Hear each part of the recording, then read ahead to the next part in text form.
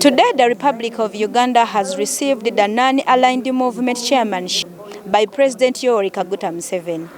President Museveni has called upon NAM members to concentrate on improving problems of trade, climate change, environment that are affecting the people.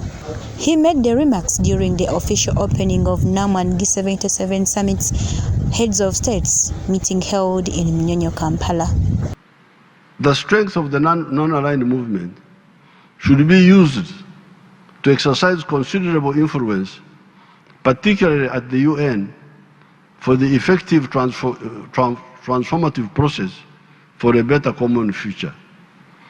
In the negotiations for the Pact of the Future, the outcome document of the upcoming United Nations Summit of the Future, to be held in New York in September 2024, we should clearly define priorities that favor developing countries by maintaining unity, solidarity, and collective coordination among our member states in line with the Bandung principles. Museveni noted that the operation, direct colonization, slave trade, exploitation towards human nature were unnecessary at a time of colonialism. Our stand is that the world should concentrate on the common human problems: prosperity through trade, the advance of science and technology to deal with human problems, the environment, crime, and terrorism. The future is bright if we act right.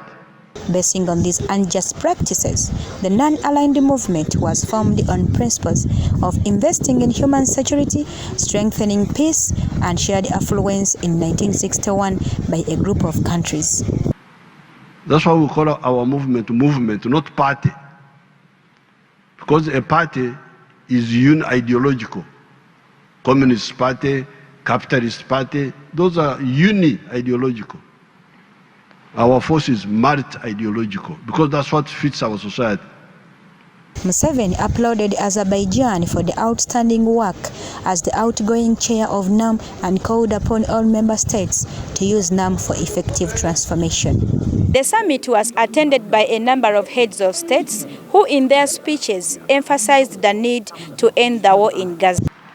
I must tell you that I'm deeply concerned and indeed dismayed about the ongoing calamity in the Gaza Strip. And so I call upon this movement to exert its influence in bringing a halt to the carnage that we are haplessly witnessing.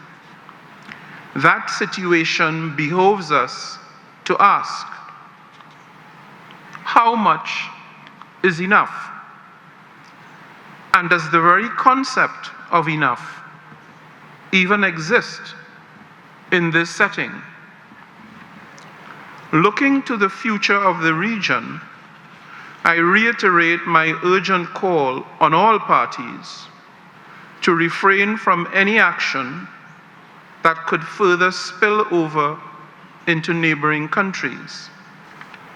A stark example today is the war in Gaza. Africa condemns this unacceptable moral, legal, and humanitarian failure and demands an immediate end to the unjust war against the Palestinian people and for the immediate implementation of the two-state solution.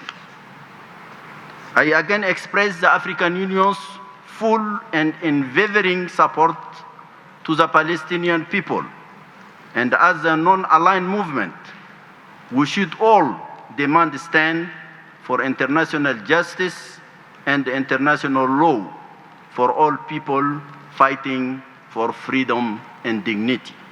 National order. In the 6 decades that passed, the world has witnessed many atrocities. Yet the devastation inflicted on Palestinians since 7 October by the indiscriminate attacks of Israel in Gaza has been unprecedented in many aspects. UN Security Council has been paralyzed due to its inherent flaws and has failed even to call for a ceasefire. Thankfully, the overwhelming majority of the international community reject this injustice. We follow closely the proceedings before the International Court of Justice initiated by South Africa, which recently held hearings on the case against Israel made under the Genocide Convention in relation to Israel's actions against Palestinians in the Gaza Strip. It is noted that the NAM Secretariat will be established in New York, being chaired by Ambassador Yoweri Kaguta from Uganda. For Beg Television, Naguja Serena here in Munyonyo.